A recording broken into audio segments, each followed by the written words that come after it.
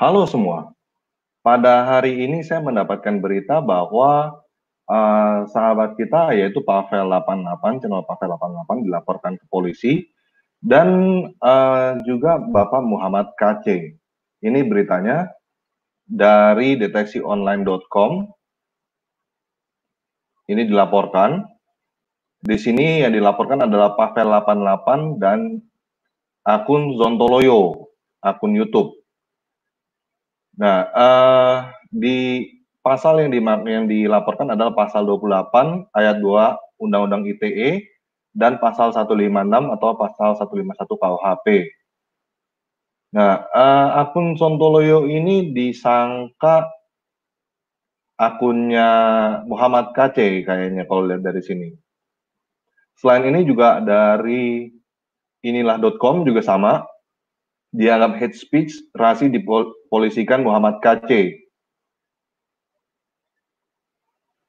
Akun media sosial Zontoloyo dengan Pavel 88 channel dilaporkan. Di sini juga kita lihat di fifa.co.id. Kasus hate speech pria bernama Muhammad KC dilaporkan ke polisi dengan pasal yang sama, pasal 28 ayat 2 tahun 2019 tentang ITE dan pasal 156 KUHP. Nah, kita lihat di sini pasal 28 ada isinya adalah setiap orang dengan sengaja dan tanpa hak menyebarkan informasi yang ditujukan untuk menimbulkan rasa kebencian atau permusuhan individu dan atau kelompok masyarakat tertentu berdasarkan atas suku, agama, ras, dan antar golongan dalam kurung sara. Berarti yang ditujukan untuk menimbulkan rasa kebencian dan permusuhan. Nah, nanti kita akan interview, saya udah undang Pavel 88 dengan Bapak Muhammad KC. Mereka sekarang lagi belum siap untuk live bareng kita, jadi saya introduce dulu apa yang sudah terjadi. Nah, ini adalah pasal 28 yang dituduhkan. Dan juga pasal 156 ini adalah pasal yang sama dengan yang menjerat Ahok. Isinya, barang siapa di muka umum menyatakan permusuhan atau kebencian atau penghinaan terhadap suatu atau beberapa golongan rakyat Indonesia diancam dengan pidana penjara paling lama 4 tahun atau pidana denda paling banyak Rp4.500. Ya, dua ini yang dituduhkan kepada Pavel 88 dan Muhammad KC. Nah, sebenarnya apa sih? Ini ya videonya yang kita lihat sebentar ya. Ini videonya mereka melaporkan ke polisi. Gua kalau nggak masuk TV itu gua bayar. Iya. Apa tadi? Secara aman. Gua kalau nggak masuk TV itu gua bayar. Iya. Wow. Kalau nggak masuk TV katanya nggak dibayar. Nah, ini mereka habis lapor ke polisi. Konten YouTube Pavel 88 dan akun Zontoloyo. Bang, di Polda.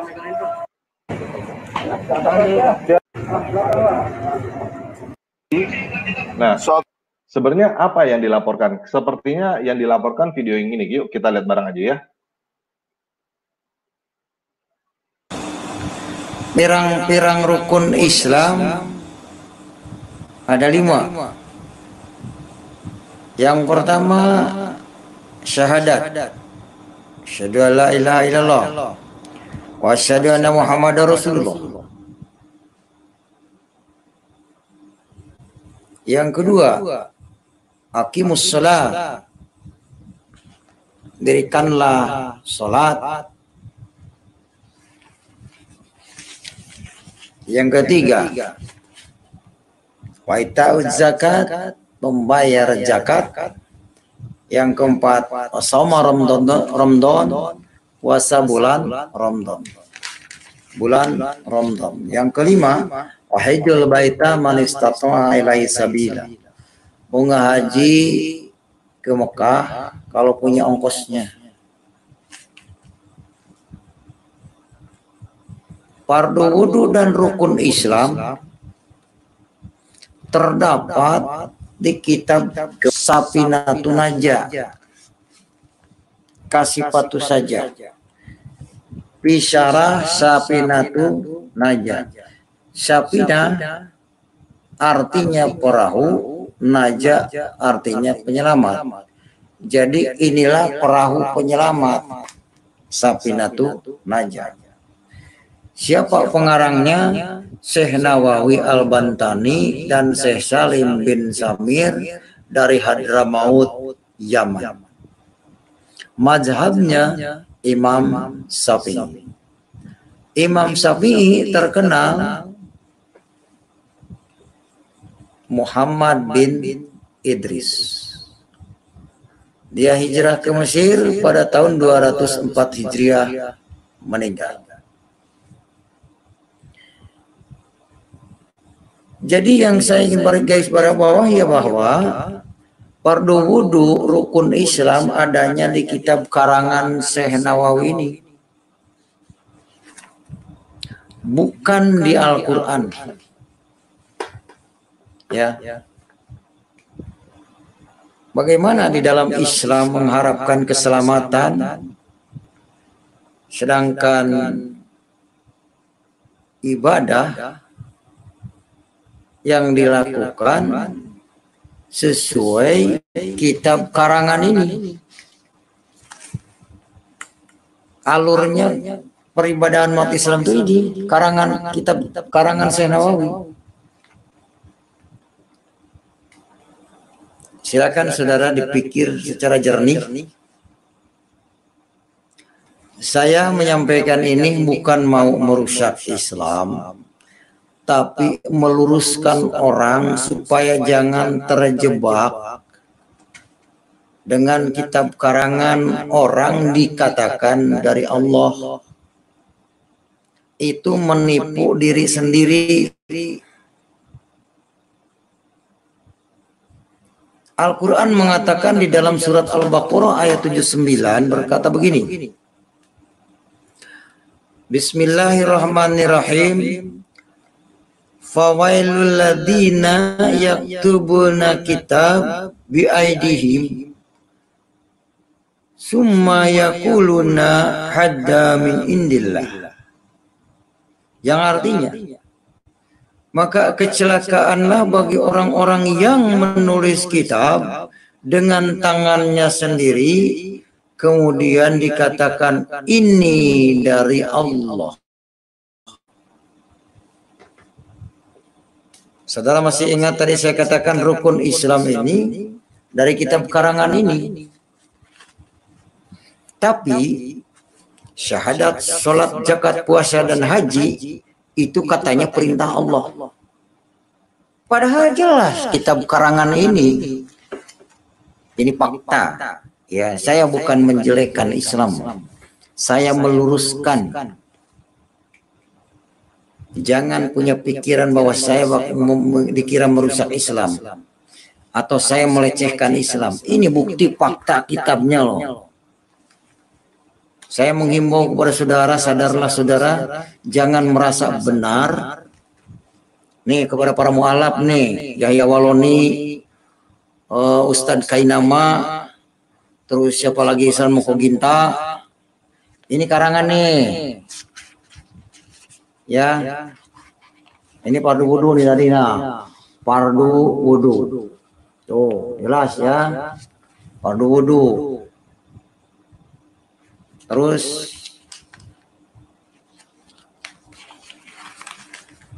ini rukun Islam. Oh. Dari mana tuh? Bisa enggak? Tidak gundul. Ini kita gundul nih.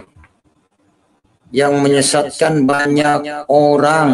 Indonesia itu disesatkan oleh kitab gundul ini. Kenapa saya katakan disesatkan? Ini adalah politik orang Arab untuk menarik devisa dari seluruh negara. Dikatakan ini perintah Allah. Saya tidak habis pikir kenapa kalau rukun Islam nomor 5 hajian itu wajib dari Allah. Kenapa kalau mampu di jalannya Masa sih Allah membebani manusia yang tidak mampu, kan aneh.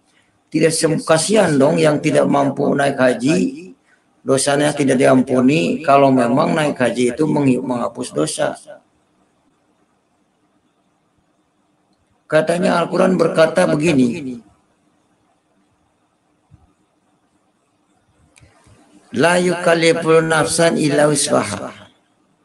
Innallaha la yukallifu nafsan illa wus'aha. Sesungguhnya Allah itu tidak membebani seseorang kecuali sesuai kemampuannya. Sekarang rukun Islam, kalau tidak, yang umat Islam tidak melakukan rukun Islam, maka tidak sempurna Islamnya. Yang paket 5 ini wajib hukumnya, syahadat, salat, zakat, puasa dan haji itu wajib hukumnya. Satu saja tidak lakukan, gugur yang 4. Karena satu paket. Gitu. Tapi saya berpikir sampai sekarang, ternyata rukun Islam ini adalah saingan Pancasila. Pancasila ada 5. Ketuhanan yang Maha Esa, kemanusiaan yang adil dan beradab, 3 persatuan Indonesia, 4 kerakyatan yang dipimpin oleh hikmah kebijaksanaan dalam musyawaratan, perwakilan, 5 keadilan sosial bagi seluruh rakyat Indonesia. Bagi bangsa Indonesia, daripada rukun Islam dari karangan ini, lebih baik Pancasila yang 5. Ya. Nah, umat Islam, kiai demo kemana-mana, teriak-teriak, ingin menegakkan ini, hukum ini jadi konstitusi. Ini yang disebut kitab fikih nih. Makanya saya kepada Pak Jokowi, Bapak Presiden Joko Widodo yang pernah masuk ke Ka'bah, masuk ke Masjid Nabawi, ke kuburan Nabi Muhammad, tahu di dalamnya. Tolong Pak Jokowi, rakyat Indonesia ini jangan dijadikan objekan devisa negara Arab. Memang sih hajian itu ibadah ke sana, memberi makan orang Arab. Sebab kalau tidak ada yang hajian ke Mekah, miskin tuh negara Arab, padang pasir. Ya, kalau nggak disumbang dari setiap negara. Nah, syariatnya kitab ini yang membuat kaya orang Arab. Orang Indonesia yang habis-habisan jual sawah, jual kebun, jual kambing untuk berangkat ke Arab. Di sana semua cium batu, Hajar Aswad, termasuk kaum-kaum musyrikin. Saya ngalami itu. Saya ngomong ini fakta, bukan mengada-ngada, bukan menjelekkan. Ya, silakan kalau nggak percaya saudara pada berangkat haji Indian 10 tahun, 20 tahun. Ya. Di sana hanya cuma nyium batu dan naik-naik gunung ke sana. Jabal Nur dinaikin ke sana, nemuin gua Hiro di Jabal Nur di sana ya. Kasihan. Makanya saya sampaikan sekarang kebenaran ada di dalam Taurat dan Injil. Allah menurunkan Taurat dan Injil. Bukan menurunkan kitab hadis ini, bukan. Allah menurunkan Taurat dan Injil. Sesuai dikatakan surat 3 Al-Imran ayat 3, nazzala alaikal kitaba bil haqqi musaddiqan lima baina yadayhi wa anzala taurata wal injil. Di dalam apa? Ada apa di dalam Injil? Hudan wa nurun. Di dalam Injil ada petunjuk dan cahaya untuk orang yang bertakwa. Wa man lam yahkum bima anzalallahu biha fahuwa kafirun. Barang siapa yang tidak memutuskan atau melakukan apa yang diturunkan Allah di dalamnya, yaitu dalam Taurat dan Injil, bahwa kafir mereka itu adalah kafir. Nah, yang kafir itu yang mengikuti kitab ini, saudara. Yang sekarang demo-demo ingin diterapkan hukum fikih di Indonesia, ingin menjadikan negara Indonesia Islam semua. Mau jadi budak Arab, dikeruk hartanya sama Arab. Saya bukan benci, tapi kasihan orang ngumpulin duit keras keringat dikirimin ke Arab, cuma ongkos naik pesawat bolak-balik buat jalan-jalan. Jadi wisata religi. Ini fakta, ini kitabnya nih, bukan dari Al-Quran, saudara. Saudara jangan dibodoh-bodohin ya. Kasihan. Kalau punya modal, mending beli modal, bikin toko, biar usaha buat anak cucu daripada buat jalan-jalan ke Arab habis uang nggak jelas, punya pulang gelar haji. Saya gelar haji juga nggak ada manfaatnya. Ya, haji tidak bisa menyelamatkan. Yang bisa menyelamatkan adalah Tuhan Yesus. Amin, saudara. Yang bisa menyelamatkan adalah hanya Yesus. Yohanes 14 ayat 6, akulah jalan, kebenaran dan hidup. Tidak ada seorang pun yang datang kepada Bapa kalau tidak melalui aku, kata Tuhan Yesus. Ya, saya dibaptis tahun 2014 di gereja Pecenongan. Saya sekarang menyampaikan ini dulu yang dakwah, tapi lumayan juga kalau dakwah dulu saya dapat ampau dari ini. Ya, saudara, jangan mau ditipu. Hijrah kepada Taurat dan Injil itu yang benar di hadapan Allah. Ya, para ustadz, para kiai, ayo berpikir. Ini karangan loh, jangan mau dibohongin. Ustadz berhenti ya, mengajarkan kitab karangan ini nih. Assalamualaikum warahmatullahi wabarakatuh. Semoga bermanfaat. Iya, itu yang sepertinya yang bikin pada kejang-kejang ya. Nah, dia tadi berbicara tentang haji ke Arab ya. Sekarang saya mau buka juga satu hal yang mungkin teman-teman juga mungkin belum sadar ya. Ini, sepanjang tahun 2019, BPKH mengelola dana haji mencapai 125 triliun rupiah. Dana haji di tahun 2019 itu 125 triliun rupiah. Nah, buat teman-teman yang nggak kepikiran 125 triliun ini berapa banyak, ya, saya kasih lihat ini ya. Ini adalah laporan keuangannya Telkomsel. Oke. Laporan keuangan Telkomsel 31 Desember 2019 dalam miliaran rupiah ya ini ya nilainya ya. Dan kita lihat di sini ekuitas saham nih maksudnya. Jumlah ekuitasnya adalah 117.250 dikali miliar. Berarti 117 triliun. Nilai ekuitas atau nilai seluruh sahamnya Telkomsel itu 117 triliun. Sedangkan 1 tahun dana haji itu 125 triliun. Artinya setiap tahun itu negara Indonesia ini kasih saham sebesar sahamnya Telkomsel semuanya ke Arab. Cukup paham ya? 125 triliun itu sama dengan nilainya, nilai ekuitasnya satu perusahaan Telkomsel semuanya itu. Oke? Setiap tahun dikasih ke Arab satu perusahaan Telkomsel, kurang lebih begitulah ya. Nah, dana pendidikan Indonesia tahun 2019 berapa? 500 triliun. Bisa ada bayangan ya? Seluruh Indonesia, satu Indonesia 250 juta penduduk kita, dana pendidikannya kira-kira 500 triliun lah. Oke? Dana yang dikirim untuk ke haji 125 triliun. Oke? Itu yang saya sharing aja.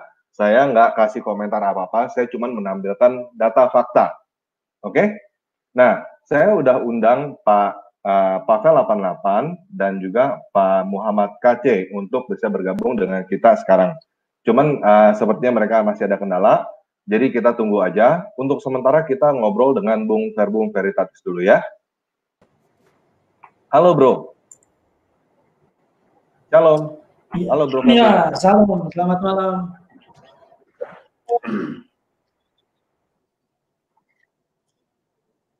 Ya bro, melihat ini gimana bro responnya bro?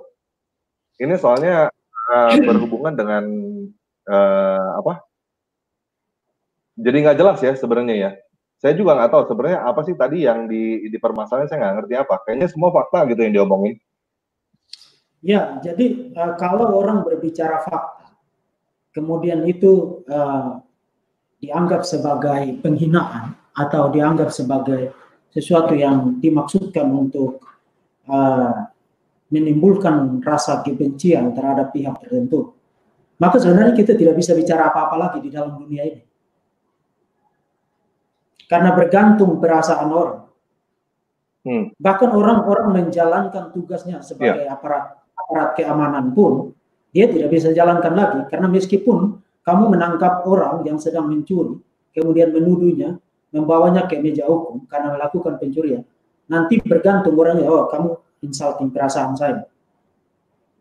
Jadi apa yang membuat tuduhan itu memiliki bobot untuk dikonsider sebagai pelanggaran hukum. Karena pertama yang harus dilakukan adalah saudara harus membuktikan bahwa isi pembicaraan dari Pak Muhammad Kaceh tadi itu tidak memiliki dasar, itu pertama. Dan yang kedua, saudara harus membuktikan bahwa apa yang dikatakan oleh Pak Muhammad Kaceh itu bertentangan dengan prinsip-prinsip kebebasan untuk berekspresi dan mengemukakan pendapat. Just because Pak Muhammad Kaceh mengemukakan sesuatu yang tidak suka saudara dengar, itu tidak berarti bahwa Pak Muhammad Kaceh tidak memiliki hak untuk mengatakan apa yang dia pikir dia harus katakan. Jadi saya tidak melihat alasan di mana Pak Muhammad Kaceh itu harus dibawa ke meja hukum, dalam hal ini dituduh untuk melanggar pasal-pasal yang tadi sudah dikemukakan oleh Pak Tamparagi tadi. Di samping itu, di beberapa video saya sudah mengatakan bahwa dalam hal diskusi keagamaan atau diskusi teologis, memberikan pendapat yang kontra terhadap pandangan teologis tertentu atau keyakinan agama tertentu, itu sebenarnya bukan merupakan sesuatu yang aneh di dalam dunia ini. Karena itu pertama merupakan bagian dari pencarian akan kebenaran. Jadi kalau orang menggunakan haknya untuk mencari kebenaran dengan cara mengevaluasi sebuah pandangan, apakah evaluasi itu sifatnya positif atau dia setuju, atau evaluasi itu sifatnya negatif dalam arti dia tidak setuju, dan dia memberikan alasan kenapa dia tidak setuju, dan upaya pencarian kebenaran itu ketika sisi negatifnya ditonjolkan, kemudian itu dianggap sebagai penghinaan atau dianggap sebagai pelecehan atau dianggap sebagai sesuatu yang insulting bagi orang lain, maka orang tidak lagi diberi hak yang sepatutnya untuk menggunakan nalarnya, menggunakan kemampuan berpikirnya, kemampuan menganalisisnya untuk mengevaluasi sebuah pandangan, termasuk sebuah pandangan teologis. Jadi kalau Anda hanya senang kalau pandanganmu disetujui, kemudian membawa orang ke meja hukum karena pandanganmu tidak disetujui, saya kira Anda yang bermasalah, bukan orang yang memberikan evaluasi kritis itu yang bermasalah. Karena Anda sedang menyerang persis hak asasi seseorang untuk menggunakan nalarnya secara maksimal dan menggunakan haknya untuk mengekspresikan pendapatnya yang dilindungi juga oleh undang-undang kebebasan berpendapat dan kebebasan untuk mengekspresikan pikiran atau mengekspresikan pandangan kepada publik. Dan ketika orang menggunakan kebebasan berpendapat, kebebasan berekspresi, kebebasan untuk beropini, mengemukakan pendapat, kebebasan itu sendiri mengasumsikan pertama setuju dan tidak setuju. Kamu tidak hanya bisa menerima yang setuju dan menolak yang setuju dan memberinya label penghinaan, penistaan kepada orang yang mengekspresikan pendapat. Itu tidak bisa. Jadi untuk sementara itu dulu yang bisa saya sampaikan.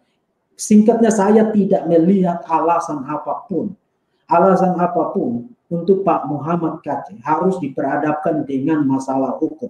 Sebab saya tidak mendengar dia menghina siapapun juga di dalam isi pembicaraannya tadi. Dan yang terakhir sebelum nanti Pak Tamparagi bisa tambahkan. Sebuah ideologi, sebuah pandangan, sebuah doktrin itu tidak punya perasaan.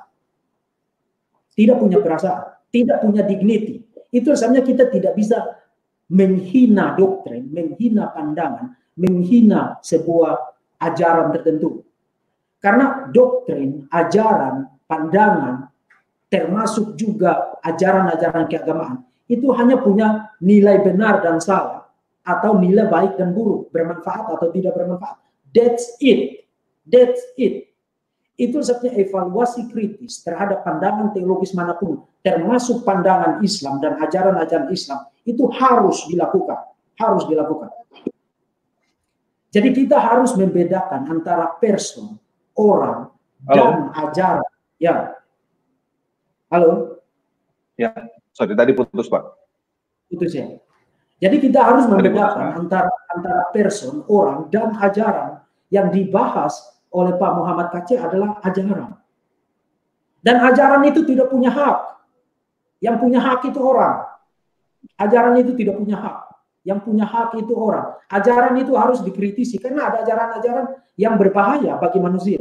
Dan bayangkan kalau kita tidak bisa mengkritisi ajaran tertentu just because ajaran itu cukup dekat dan ada di hati banyak orang. Lalu ketika kita membahas itu secara kritis dan itu dianggap sebagai penghinaan atau apapun juga, itu satu bahaya yang sangat besar. Bayangkan kalau kita tidak bisa mengkritisi sebuah ideologi yang mendorong orang untuk membunuh orang lain supaya dia bisa masuk surga dan mendapatkan bidadari-bidadari. Bayangkan.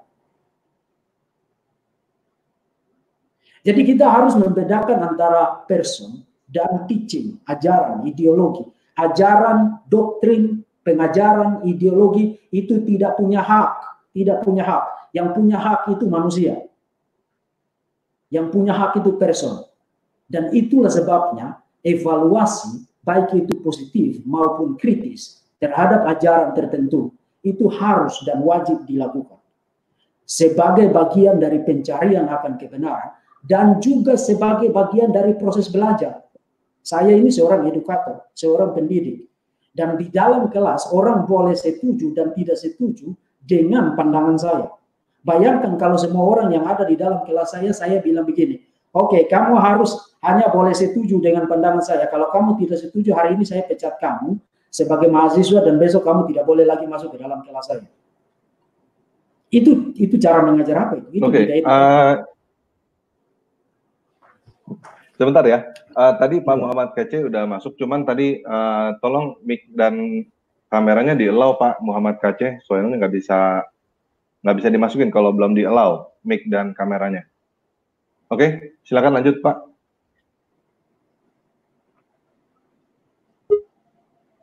Ya, halo pengacara Kristen, silakan. Malam tanpa ragi. Malam Pak. Ya, Bapak tadi udah lihat Pak apa yang disampaikan oleh Pak Muhammad Kacé di dalam videonya dan Pak V88 itu. Iya, sebenarnya sih unsurnya malah ya, halo. Iya Pak, silakan Pak. Unsur yang kena malah itu unsur menimbulkan permusuhannya di mana? Saya bingung juga itu. Menimbulkan permusuhannya di mana begitu? Jadi ini cuma rasa-rasa doang ya Pak? Iya, kan saya bandingkan dengan kasus Ahmad Dhani ya. Ahmad Dhani kan pernah juga kasus kayak gini dulu, yang dia divonis berapa bulan itu ya. Kan dia dituduh menimbulkan permusuhan. Itu kan dia memang dalam kalimat Twitternya itu dia bilang bahwa mengajak bahwa si penista agama itu diludahin begitu kan, memang itu kan kentara sekali ya permusuhannya ya, mengajak orang untuk memusuhi begitu, karena dia mengajak orang untuk berbuat sesuatu dengan rasa kebencian begitu. Saya tadi lihat Pak Muhammad Kacé ini di mana permusuhannya, saya juga bingung mengajaknya di mana gitu, menimbulkannya di mana gitu, bingung saya Pak, jujur aja. Nah kalau Bapak lihat ini nanti arah ke depannya bagaimana Pak? Soalnya ya, mungkin kalau kayak tadi saya ngobrol dengan Pak V88, dia cukup khawatir ya dengan hal seperti ini ya. Ya dikit-dikit dilaporin gitu. Nah, apa-apaan sih ini gitu? Itu juga sih, nanti kan sosiologisnya nanti pasti main tekanan massa kan Pak, mereka pasti begitu, pola modus operandinya tekanan massa. Nah, bargaining positionnya saya tadi dapat informasi kalau Pak Papel ini di NTT ya. Nah, di NTT. Jadi mungkin bargaining posisinya agak lebih kuat gitu Pak. Karena majority kita di situ kan. Karena mainnya tekanan massa. Jadi tinggal di mana kebijakan dari diskresi dari Kapolda NTT bagaimana menyikapi itu gitu loh. Bisa juga tidak kena unsurnya, bisa juga kena unsurnya. Nah, masalahnya apakah orang NTT mau bersatu apa enggak gitu. Itu kembali ke itu bargaining position ya. Saya baru dapat info kalau Pak Papel ini di NTT.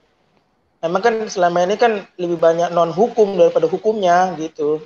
Non tekanan massa lah, caci maki, intimidasi. Sekarang bargaining position-nya lumayan kuat untuk Pak Papel ya. Saya kurang tahu kalau Pak KC. Seperti itu Pak. Maksudnya bargaining power-nya lebih kuat itu karena dari mayoritas penduduknya Kristen gitu Pak ya? Gitu ya, begitu.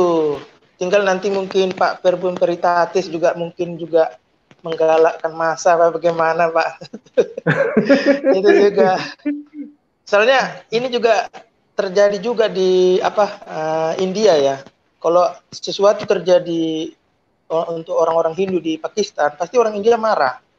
Begitu juga kalau sesuatu terjadi sama Muslim di India, orang Pakistan marah. Jadi mereka ada pengimbang begitu. Nah, kesannya kalau di Indonesia itu masa bodoh kita gitu. Kalau ada terjadi di Aceh, kita diam gitu loh. Padahal kita ada daerah-daerah kantung kan. Kita ada daerah-daerah kantung. Memang hukum di Indonesia ini non hukumnya lebih kental daripada hukumnya Pak, begitu. Pasti modus operandinya nanti sama itu. Nanti dia geruduk, bawa massa.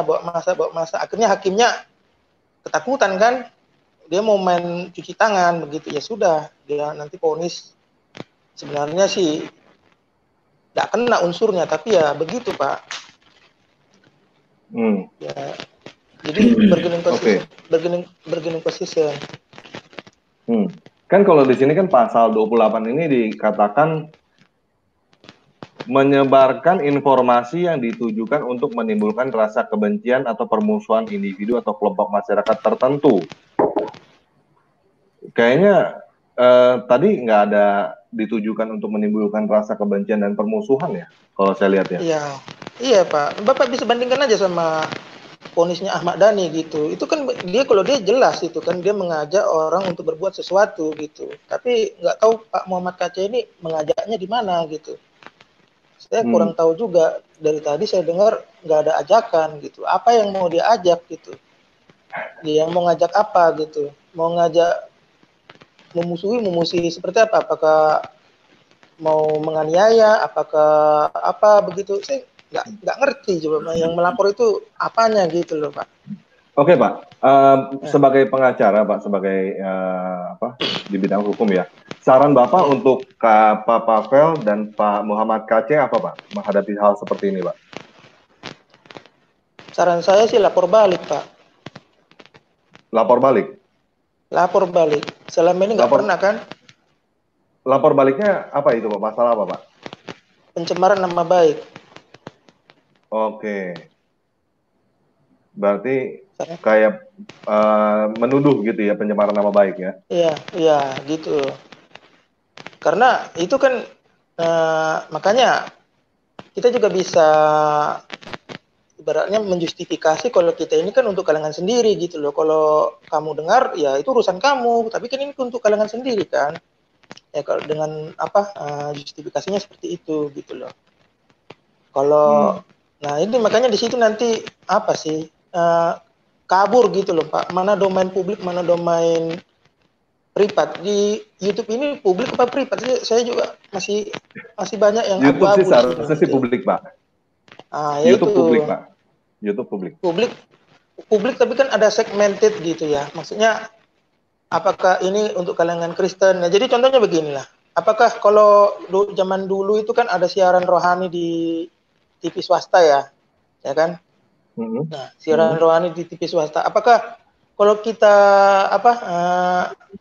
menyiarkan siaran rohani di TV swasta itu menyebarkan agama ke orang yang sudah beragama? Kan dulu kan ada larangan seperti itu kan, dilarang menyebarkan agama kepada orang yang sudah beragama gitu. Apakah kalau ada siaran swasta itu di TV swasta nasional kan yang non Kristen bisa nonton.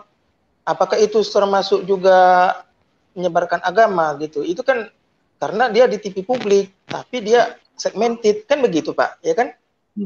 Kalau segmented, Pak, pasal tadi menyebarkan agama untuk orang yang sudah beragama. Ya, itu kalau nggak salah itu peraturan apa gitu ya, bersama apa gitu. Saya juga kurang spesifik, tapi kalau setiap ada apa penginjil ya masuk itu selalu kan orang kubu sebelah ini selalu bilang dilarang menyebarkan agama ke orang yang sudah beragama. Tapi saya juga kurang juga peraturan Menteri Agama kalau nggak salah itu Pak. Saya akan apalagi teliti lagi. Tapi itu selalu dalilnya gitu loh. Dalilnya itu dilarang menyebarkan kepada orang yang sudah beragama. Makanya kan biasanya kalau di contoh kasusnya itu saksi Yehova ya. Saksi Yehova itu kan selalu dikira orang Kristen. Jadi disangka misionaris, dilaporin ke polisi Pak gitu karena menyebarkan ke kampung muslim begitu. Kan pernah kejadian sebenarnya kayak peraturan gitu, itu masih ada apa enggak Pak? Masih berlaku apa enggak itu? Secara apanya itu ya itu juga Pak. Itu kan relevansinya juga dengan tempat ibadah juga kan. Di situ kan secara tersirat kan ada begitu bahwa kita tidak boleh di lingkungan yang mayoritas muslim buat rumah ibadah di situ gitu. Secara implisitnya ada. Tapi secara anunya tidak ada Pak. Tidak ada secara buktinya kan kalau bikin KTP kan kalau rubah agama kan boleh, berarti boleh kan? Logikanya begitu. Kalau memang dilarang menyebarkan agama ke orang yang sudah beragama, berarti catatan sipil dilarang ganti KTP. Faktanya boleh kan? Berarti kan sebenarnya boleh, cuma secara sosiologis tidak boleh Pak gitu loh. Kan ada hukum-hukum yang non tertulis begitu bagi mereka. Nah, hukum-hukum non tertulis itu seolah-olah salahlah kita menyebarkan agama kepada orang yang sudah beragama gitu. Faktanya di catatan sipil boleh kan? Kita rubah agama boleh Pak. Sebenarnya nggak ada larangannya, cuma secara sosiologis ada, jadi semacam kejahatan gitu loh Pak. Sebenarnya nggak ada spesifiknya melarang. Oke. Bro Verbum ada yang mau ditanyakan nggak kepada Pak pengacara Kristen atau yang mau dibahas? Ya, Pak pengacara Kristen memberikan pendapat dari bidang keilmuan. Saya tidak melihat dari perspektif itu. Saya bicara sebagai seorang teolog. Jadi saya bicara termasuk juga bicara dari perspektif filosofi. Jadi saya lebih bicara tentang substansi dari kebenaran. Itu sebenarnya tadi saya katakan. Kalau kayak tadi,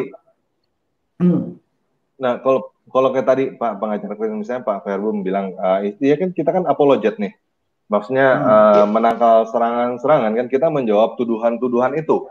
Nah, apakah menjawab tuduhan itu bisa dianggap sebagai penistaan agama atau dianggap sebagai menimbulkan rasa kebencian dan lain-lain gitu Pak?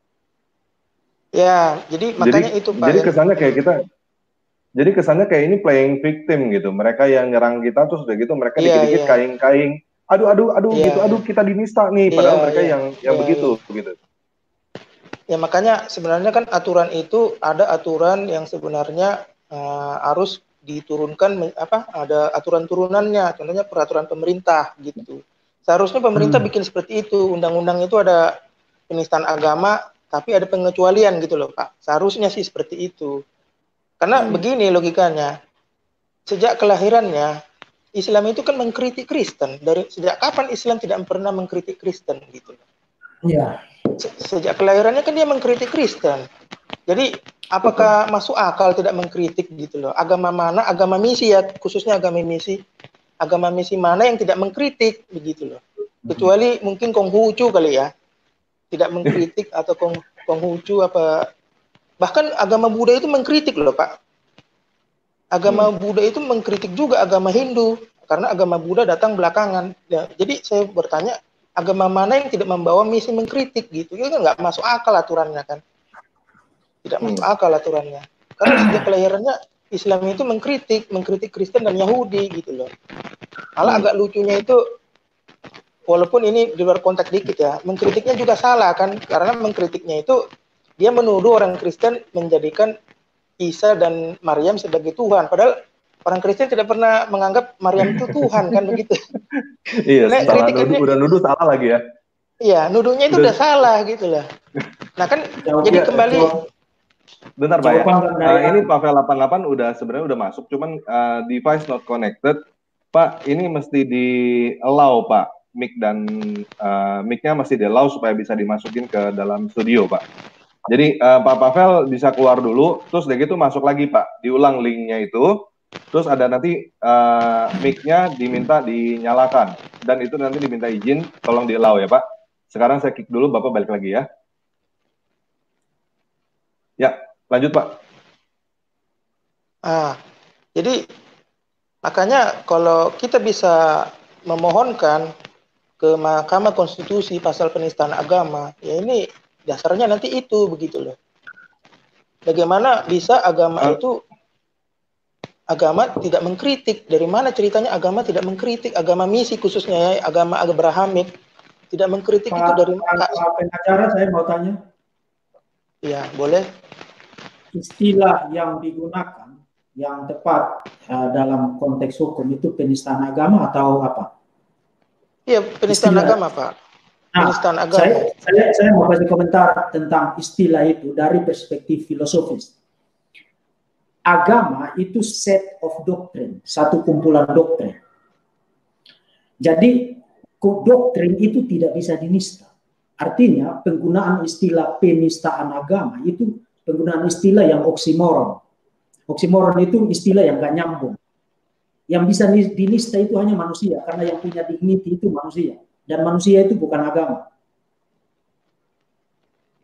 Ya. Jadi secara filosofis, khususnya penggunaan istilah itu aja udah salah. Istilah itu aja udah salah. Yang kedua, dari segi substansinya. Kalau yang dimaksudkan dengan penistaan agama adalah tidak boleh mengkritik ajaran agama lain secara negatif dalam arti mengemukakan ketidaksetujuan, maka itu sendiri bertentangan dengan, pertama, secara teologis, Islam itu sendiri seperti yang tadi Pak bilang, Islam itu sendiri lahir dengan lahir, semua orang salah. Yahudi salah, Kristen salah, Sabean salah, Pagan salah, semua salah. Jadi yang memulai gendang serangan teologis secara kritis pertama kali di dalam sejarah adalah Islam, Quran, dan Muhammad. Dan itu kita bisa baca sangat banyak di dalam Quran, itu bisa dibuktikan dengan sangat amat gampang. Jadi begitu orang menggunakan haknya untuk memberikan respons, tanggapan balik, kemudian dijerat dengan pasal itu logiknya di mana? Saya tidak mengerti itu logiknya di mana. Yang kedua, even asumsikan saja, even kalaupun Islam tidak mengkritik agama-agama lain di dalam teks-teks otentiknya Quran dan hadis-hadis, even kalaupun Islam tidak mengkritik agama lain, itu pun tidak menganulir hak orang untuk memberikan kritikan terhadap Islam, karena memberikan kritikan pertama merupakan bagian dari proses belajar. Kedua, memberikan kritikan juga merupakan bagian dari proses pencarian akan kebenaran. Dan kita semua adalah murid-murid dari kebenaran yang harus belajar. Dan dalam proses itu, kita tidak bisa menghindar dari dua hal, setuju dan tidak setuju. Dan kalau kita setuju, kita berikan alasan kenapa kita setuju. Kita tidak setuju, kita berikan alasan kenapa kita tidak setuju. Jadi menurut saya dari perspektif saya sebagai seorang edukator, seorang teolog, pasal itu tidak punya dasar untuk ada di dalam tatanan hukum kita. Tidak punya dasar logis, tidak punya dasar filosofis, tidak punya dasar teologis, kecuali kalau pasal itu mau digunakan untuk melindungi kelompok tertentu dari kritikan. Saya hanya melihat satu-satunya peluang untuk pasal itu tetap dipertahankan adalah menggunakan itu untuk melindungi kelompok tertentu. Saya sebagai orang Kristen, saya tidak memerlukan pasal itu. Terus terang aja, saya tidak memerlukan itu. Karena bagi saya tidak ada masalah orang mengkritik Yesus, mengkritik Alkitab, mengkritik Tritunggal, mengkritik apa yang saya imani. Justru itu menolong saya untuk berpikir, belajar, meneliti lebih lanjut untuk memberikan jawaban-jawaban yang baik. Menolong saya untuk bertumbuh di dalam iman saya. Jadi saya tidak perlu cengeng begitu orang menyerang Yesus.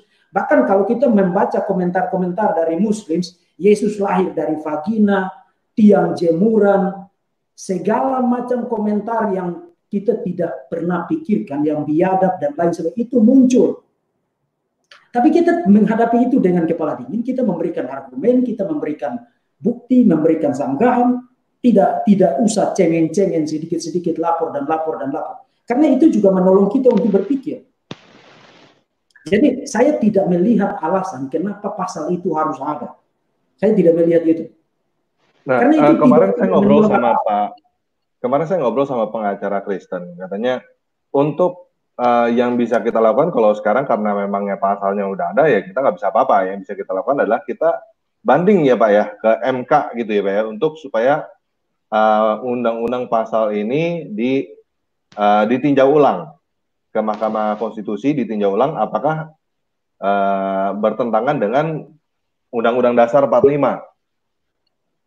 Kalau misalnya bertentangan dengan Undang-Undang Pasal 45 bisa dianulir gitu Pak ya? Iya, memohon uji materil. Istilah yang tepat itu memohon uji materil untuk dibatalkan. Nah, untuk dibatalkan. Masalahnya adalah uji materil dalam tatanan hukum kita itu dibatasi hanya pada profesi tertentu. Misalnya orang-orang yang ada dalam koridor hukum. Tidak diberikan kesempatan kepada bidang-bidang lain, misalnya para dosen, para edukator, para filsuf, dan para sosiolog, para antropolog, untuk ikut memberikan perspektif mengenai instrumen-instrumen hukum yang diberlakukan di Indonesia. Karena ingat, domain-domain kehidupan di dalam berbangsa dan bernegara itu tidak bisa dikotak-kotakan menjadi tersendiri-tersendiri. Nah, kalau ketika itu menyangkut instrumen hukum, lalu orang-orang yang ahli dalam bidang-bidang lain tidak diikutsertakan untuk memberikan perspektif-perspektif dari bidang kepakaran mereka, saya khawatir itu justru akan tidak akomodatif untuk melindungi semua pihak di dalam bangsa ini. Itu yang tadi saya katakan. Saya sebagai orang Kristen, let alone sebagai seorang teolog, sebagai seorang dosen, sebagai seorang edukator, saya tidak merasa butuh instrumen hukum itu. Sama sekali saya tidak merasa butuh itu. Saya tidak butuh instrumen hukum itu. Tapi justru instrumen hukum itu yang berbahaya bagi saya sebagai seorang teolog, sebagai seorang penginjil, apalagi sebagai seorang apologet, apalagi. Ya, kita udah terhubung. Oke, ini dia, Bro. Selamat datang, Bro. Salam, Pavel. salam. Akhirnya bisa masuk juga, Pak. Ya. Silakan, Bro. Apa yang ingin dibahas, Bro? Maksudnya gini. Pertama saya mau tanya gini dulu ya. Saya mau tanya gini dulu. Karena ini pasal yang ditujukan kepada Bapak adalah pasal setiap orang yang sengaja tanpa hak menyebarkan informasi yang ditujukan untuk menimbulkan rasa kebencian atau permusuhan individu dan atau kelompok masyarakat tertentu berdasarkan sara. Nah, apakah Bapak ketika Bapak upload video itu, apakah Bapak upload itu tujuannya untuk menimbulkan rasa kebencian dan permusuhan, Pak? Silakan, Pak.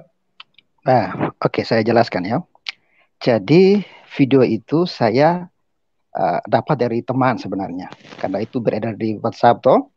Lalu saya nonton, saya merasa terberkati oleh video itu karena orang ini sudah menerima Yesus sebagai Tuhan dan Juru Selamat karena suatu kesadaran.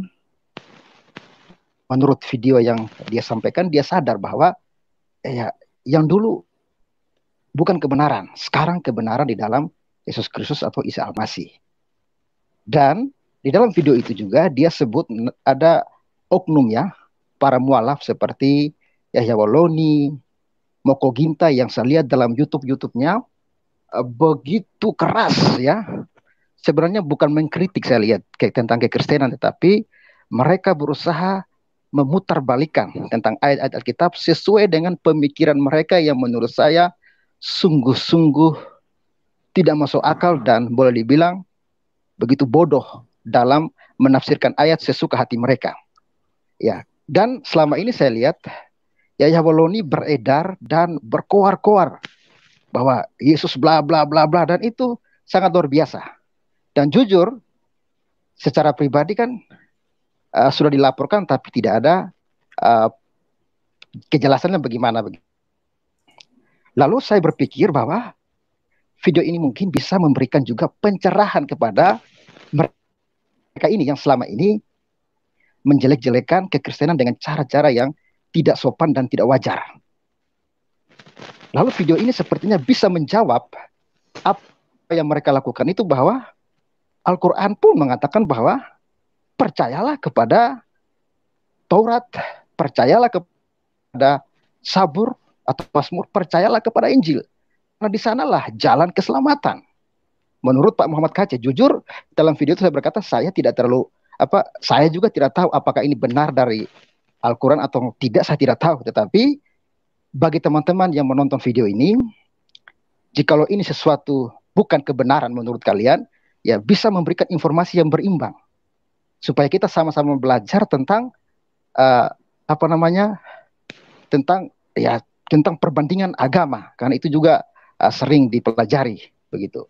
Lalu kalau memang itu benar, ya bertobatlah, percayalah kepada Kristus, karena Al-Quran mengatakan bahwa percayalah kepada Taurat, percayalah kepada Sabur, percayalah kepada Injil yang diturunkan kepadamu. Itu menurut video, kalau saya salah mungkin kira-kira seperti itu. Lalu menarik ini. Sedangkan mereka sering mengatakan Alkitab orang Kristen telah dipalsukan, seperti Yahya Waloni jelas-jelas mengatakan itu. Ketika ditanyakan mana aslinya, ya semua bingung. Seperti kata seorang ustadz, ya seperti keledai liar gitu kan. Mereka nggak bisa tunjukkan aslinya, tetapi suka terus berkoar-koar Injil telah dipalsukan, Injil telah dipalsukan. Sedangkan Al-Quran menganjurkan mereka untuk mempercayai Injil. Saya diberkati dengan video ini, sehingga saya bilang ini harus di-share supaya mereka juga diberkati.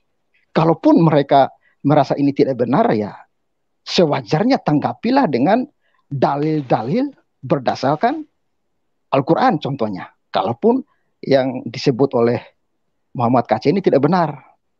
Tapi yang justru yang saya dapat, ya akun saya dilaporkan.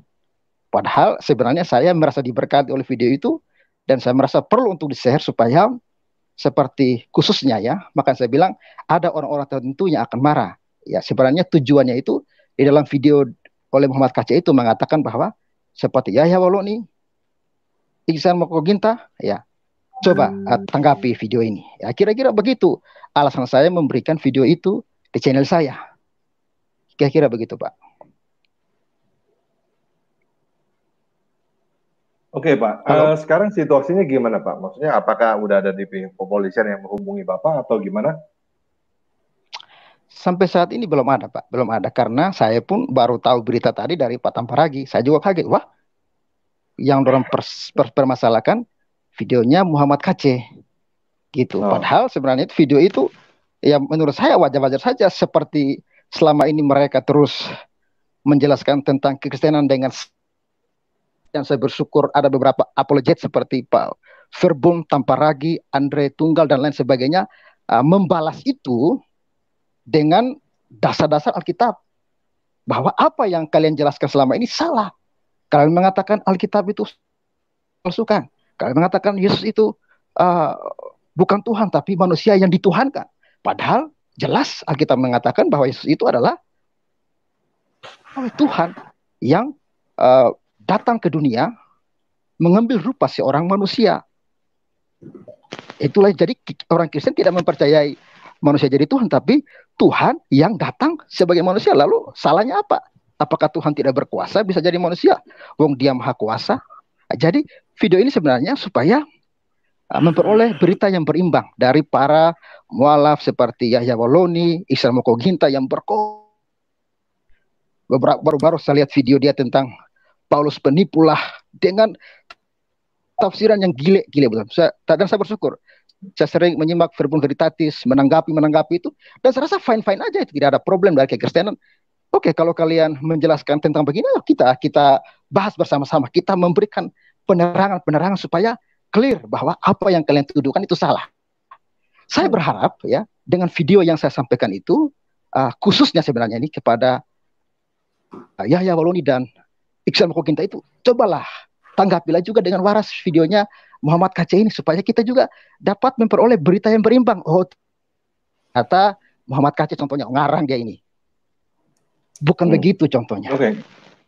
Kan begitu kalau maksud saya. Di tapi sini, ya, ketika dilaporkan mau kalau jadi di sini apa? sepertinya yang laporkan adalah Wakil Ketua Umum Rasi Muntaha Noer karena terlapor menghina kitab Safinatun Najah yang merupakan ringkasan kitab Imam Syafi'i. Nah, yang menurutnya kitab tersebut merupakan pegangan pokok pesantren-pesantren NU. Terus kami menanggapi video tersebut, kami menganggap video tersebut membenturkan dan mempertentangkan antara ajaran dan keyakinan antara agama, dalam hal ini agama Islam dan Kristen. Kami menganggap perbuatan tersebut dapat menciptakan keresahan, kecurigaan, mengadu domba, hingga akhirnya berpotensi menciptakan konflik horizontal antara umat beragama di Indonesia. Ya, tuduhannya sih begini, Pak ya. Iya. Kan ya itu kan menurut yang mereka pikirkan tentang apa tujuan saya memposting itu. Karena tujuan saya supaya kita sama-sama belajar gitu loh. Anda terus berkoar-koar tentang ini sebenarnya terlebih khusus kepada oknum-oknum para mualaf yang sering sekali saya lihat rata-rata channel YouTube-nya hanya membahas tentang Injil, nggak ada kerjaan kah gitu. Tapi it's okay, kita terima, kita anggap saja mereka sedang mencari tahu tentang Injil, tapi cara mereka salah mungkin. Lalu adalah apologet yang memberikan tanggapan supaya clear, itu salah, ini yang benar. Saya berharap sebenarnya para mualaf ini, ayo tanggapi video ini. Kalau memang menurut kalian ini salah, ayo berikan tanggapan Anda yang cerdas supaya, karena ini kan sebenarnya bukan hanya saya yang memposting ini. Ini kan banyak yang memposting ini.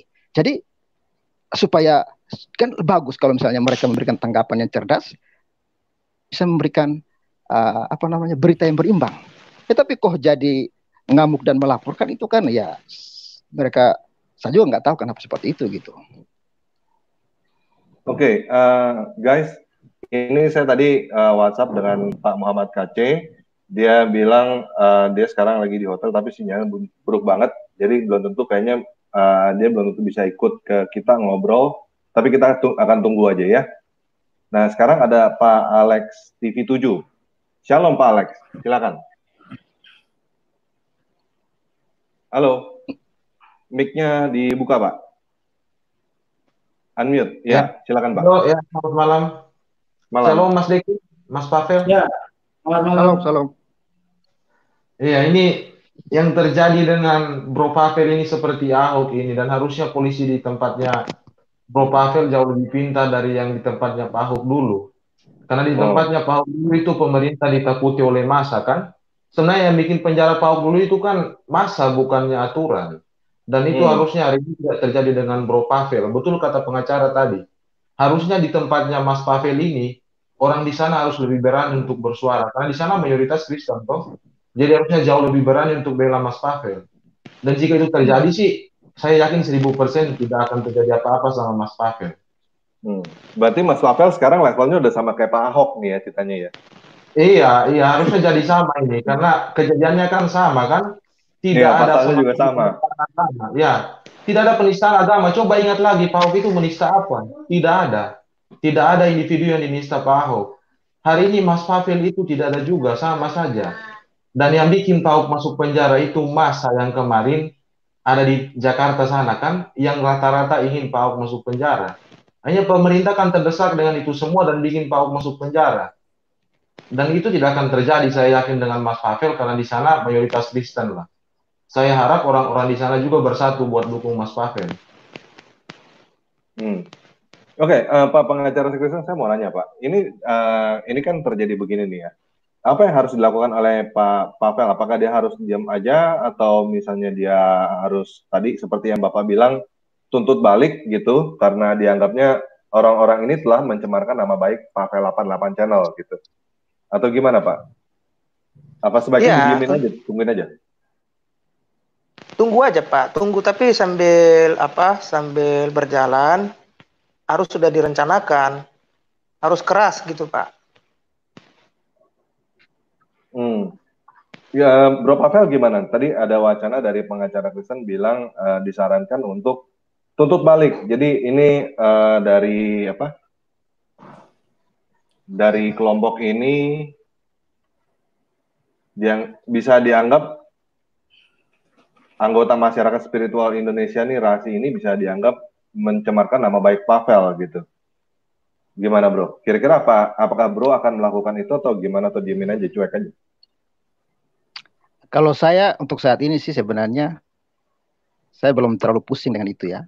Karena menurut saya apa yang mereka mau tuntut dari saya? Gara-gara video itu ya sebenarnya tinggal ditanggapi aja dengan cerdas kan selesai. Tapi mereka permasalahkan ini. Jadi posisi saya sekarang ini menunggu aja lah. Menunggu aja dulu sementara. Karena memang saya juga tidak ada teman pengacara segala macam. Itu saya akan menunggu saja. Dan kalau saya lapor balik tentang ini lagi ya saya rasa akan semakin ribet dan sama aja kita dengan mereka lapor hanya gara-gara hal seperti ini ya. Jadi kalau memang suatu saat ada orang yang bisa membantu saya, mendukung saya, memberikan masukan dan menguatkan saya untuk melapor lagi, mungkin saya akan melapor kembali. Tapi untuk saat ini saya stay saja, saya berdoa saja. Ya tujuan saya hanya menyampaikan suatu kebenaran. Kalau memang menurut mereka itu bukan kebenaran, tinggal ditanggapi dengan cerdas, tidak usah sistem main lapor-lapor. Saya bilang saya seperti apa ya? Seperti banci aja gitu kan, dikit-dikit lapor, dikit lapor. Coba yang jantan lah kita belajar untuk menanggapi. Oke, Anda salah, yang benar begini. Oh ya, thank you untuk kebenarannya. Kan selama ini kan terjadi di dunia apologet kan gitu. Ini kan sama dengan apologet ya. Ketika para mualaf, sebenarnya tujuannya seperti kepada para mualaf apalagi Yahya Woloni yang keluar merasa ahli Ibrani, padahal aduh memang saya tidak pintar Ibrani, tapi kalau saya bandingkan dengan Pak Verbun, dia itu levelnya baru level 0,1 mungkin ya. Karena yang dia tahu cuman alfa beta itu aja yang diucapkan. Itu ya saya bilang ini manusia ini alfa alef bet gimel itu kan itu yang bisa kita hafal sendiri, tinggal apakah itu yang pintar Ibrani? Kan enggak. Maksudnya gini, sebenarnya ini tidak ditujukan kepada semua muslim dalam video ini. Dalam video yang Muhammad KC jelaskan itu dikhususkan kepada para mualaf. Dia sebut namanya itu, saya masih ingat. Yahya Woloni, Iksan Mokoginta dan beberapa tanggapi hal tersebut. Tapi yang justru ya saya juga tidak tahu. Saya sebenarnya intinya saya diberkati oleh video itu. Bahkan dalam video saya pun saya mengatakan kepada saya tanggapi videonya Muhammad KC. Saya bilang tidak semua dari video ini saya setuju. Contohnya dia mengatakan, ini iman saya pribadi ya. Contohnya dia mengatakan bahwa Al-Quran termasuk firman Allah. Itu kan menurut dia. Tapi saya bilang, saya secara pribadi tidak meyakini itu sebagai firman Allah. Tapi kalau ada yang meyakini silakan. Tapi saya tidak. Lalu yang kedua dia mengatakan Isa Al-Masih dan Yesus sama. Nah, saya berkomentar bahwa Isa Al-Masih di dalam Al-Quran itu beda dengan Yesus dalam Alkitab. Isa Al-Masih dalam Al-Quran lahir, kalau nggak salah lahirnya di pohon korma, sedangkan Yesus di palungan, di kandang domba. Tetapi kalau hanya sebut nama Isa Al-Masih, tetapi pribadinya Yesus yang jadi dalam Alkitab, no problem. Tetapi kalau menyamakan pribadi ini saya kurang setuju. Entahlah apakah itu Muhammad KC tidak paham atau tidak, saya tidak tahu. Tetapi saya pun menanggapi videonya dengan baik gitu loh. Tapi saya tidak tahu beberapa teman dari Muslim harus marah dengan video itu. Padahal sebenarnya yang menyebarkan itu bukan hanya Pavel. Ada juga namanya Martin Channel, ada juga yang namanya siapa tadi lupa saya nama yang telepon tadi sore kan sempat live dengan Muhammad KC. Ya, tapi yang disasar Pavel 88 channel. Why? Yang Bapak lagi beruntung, Mbak. Puji Bapak Tuhan. mendapatkan jackpot. Dan gini, Mungkin Pavel subscribernya lebih banyak gitu. Dan gini, Subscribernya lebih banyak Pavel. kurang tahu juga. Dan saya kaget ya, saya kaget. Hari Minggu di gereja saya khotbah tentang hidup karena percaya. Karena Tuhan pasti membela umatnya, orang yang percaya pasti memiliki keberanian. Pada hari Minggu itu juga saya dilaporkan. Saya tidak tahu. Lalu tadi pagi telepon saya kaget. Lalu saya merenung, yang kau khotbahkan harus kau lakukan. Percaya nggak kamu ketika masalah sebesar ini harus kau hadapi? Ya, saya oke Tuhan, kita belajar percaya. Kalau memang saya punya prinsip seperti saudara bisa dapat nego. Ingatlah Tuanku Nebukadnezar, mau Allah kami menolong atau tidak menolong, sekali-kali aku tidak akan menyembah kepada engkau. Aku percaya kepada saya. Prinsip begini, kalaupun kasus ini harus membuat saya untuk masuk penjara, saya katakan puji Tuhan. Pasti semua karena saya tahu yang mengatur dunia ini Tuhan yang saya sembah, Yesus Kristus. Dia yang mengatur semuanya. Tidak ada dia yang menguasai hati raja-raja, dia pun yang menguasai hati-hati penjahat-penjahat. Kalaupun semua harus diizinkan terjadi ini, saya percaya ada rencana Tuhan yang dahsyat dalam hidup saya. Walaupun dengan cara yang seperti ini. Jadi no problem. Jadi silakan saja, kita tunggu saja proses, dan saya akan welcome dengan segala proses ini. Dan saya berharap ya ada orang-orang yang bisa mensupport saya, mendukung saya. Saya kasih tahu sekarang ya, saya orang NTT asli, saya orang Sabu. Saya tinggal di Sumba Timur. Saya asalnya dari Sumba Timur, Waingapu tempat tinggal saya. Tetapi saat ini saya ada di sedang merantau, sedang melayani, sedang merintis satu gereja di kampung yang jumlah jemaatnya begitu baru sekitar 78 kakak. Itu yang sedang saya letak. Tapi ya untuk tempatnya saya tidak akan beritahu kepada kalian. Tapi kalau ada yang bisa, yang mau membantu saya dan mensupport saya, ya bisa hubungi saya. Nanti minta aja nomor saya di Batam Paragi. Ada anak Tuhan yang mau menolong saya untuk membantu dalam kasus ini. Langkah apa yang harus saya perbuat? Jujur saya buta huruf dengan hukum ya. Ya buta saya tidak paham dengan hukum. Jadi ketika saya men-share itu saya tidak ada bermaksud jangan-jangan saya mau ditangkap ini. Tidak ada saya punya pikiran ini yang saya sebarkan. Saya diberkati dengan video itu. Dan saya pengen terlebih khusus orang-orang Kristen yang sedang mencoba-coba untuk meninggalkan Kristus, kau dengar ini video. Itu maksud saya. Kau dengar ini video, kau jangan pernah tinggalkan Kristus.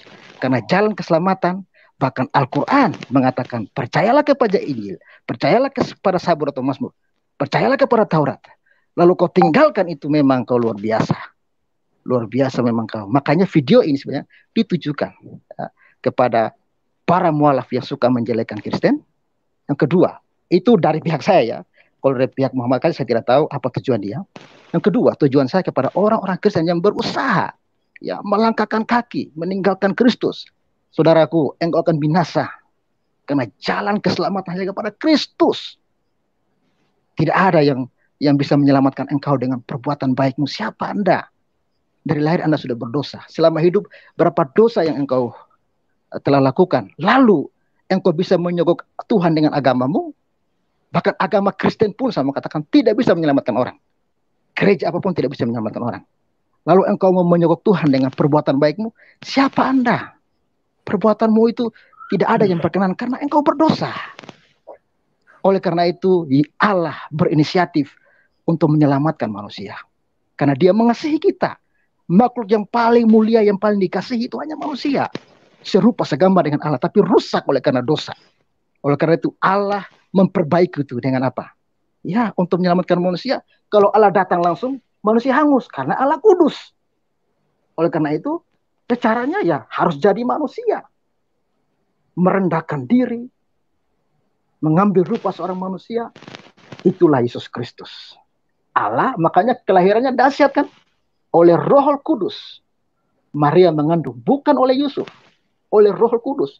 Saudara cari saja siapa yang mengandung tiba-tiba tanpa ada hubungan suami istri. Tidak ada. Hanya Yesus. Bandingkan tidak ada. Lalu apa yang dia buat? Ya selama dia hidup, dia menunjukkan siapa dia. Mujizat demi mujizat, orang mati bangkit. Coba cek siapa yang bisa buat itu. Lalu dia mati. Karena memang itulah cara untuk menyelamatkan manusia, harus ada korban darah. Dalam PL, darah domba. Ya, itu sebagai lambang lembu. Intinya darah itu sebagai penyucian, tapi itu terbatas. Tiap kali dosa, potong lagi lembu. Paling miskin ya merpati. Dosa lagi, potong lagi. Oleh karena Yesus datang, ya, gambaran sebagai anak domba yang sempurna. Pengorbanannya, darahnya tercurah, itu lambang darah itu sebenarnya penyucian. Tubuhnya tercabik-cabik. Dan ketika dia mati, saudara, dia mati bukan karena ditombak. Paham? Ini sering sekali salah. Dia mati karena dia menyerahkan nyawanya. Ya Bapa, ke dalam tanganmu kuserahkan. Artinya apa? Yesus berkata, aku berkuasa menyerahkan dan mengambilnya kembali. Karena dia Allah. Dia berkuasa atas segala sesuatu. Sebagai manusia, ini bukan sebagai Tuhan dia mati loh. Sebagai manusia, dia mati. Tetapi banyak teman-teman kita cuma soroti mati. Sadar, dia hari ketiga bangkit. Kenapa dia bangkit? Ya, karena memang dia Tuhan. Dan saudara perlu ketahui, kedatangannya telah dinubuatkan, kematiannya telah dinubuatkan, bahkan selama dia hidup, sebelum dia mati, dia mengatakan anak manusia akan diserahkan. Ya, akan dianiaya, bahkan mati. Tetapi hari yang kita akan bangkit, saudara, hanya Tuhan yang tahu tentang masa depan. Tidak ada orang yang bisa tahu tentang masa depannya. Hanya Tuhan yang tahu dari awal sampai akhir tentang suatu kehidupan. Karena dia memang pencipta penguasa. Saudara, tidak ada manusia yang tahu, oh saya besok akan mati ditabrak oto. Tidak ada. Oh saya besok akan mati karena minum racun. Tidak ada. Yesus tahu dia mati karena dia ingin menyelamatkan saya dan saudara. Murka Allah yang dahsyat itu, yang mengerikan itu, dicurahkan, ditimpakan kepada Kristus. Lalu saudara, dia bangkit dari kematian, sudah 3 hari dalam kubur. Guys, dia bangkit. Coba cek siapa yang pernah mati dan bangkit. Sudah 3 hari dalam kubur. Tidak ada. Kalau bukan Tuhan, siapa lagi coba? Mikir. Lalu ketika dia mati, dia bangkit. Bukan hanya itu, dia menambahkan diri, saya ini. Orang yang pribadi yang disalibkan, tapi bangkit. Paku ditunjukkan. Jadi, yang mengatakan bahwa bukan Yesus yang mati itu memang omong kosong sekali. Tidak paham Alkitab itu. Dia bangkit. Hari yang ke-40.